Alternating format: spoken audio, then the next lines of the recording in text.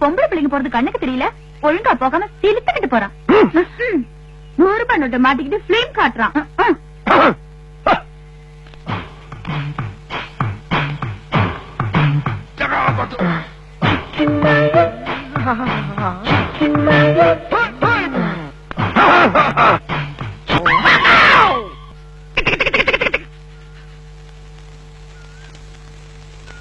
என்ன ராக்கம்மா, மாமனுக்கு 5 கஞ்சி கிஞ்சி ஊத்துறது?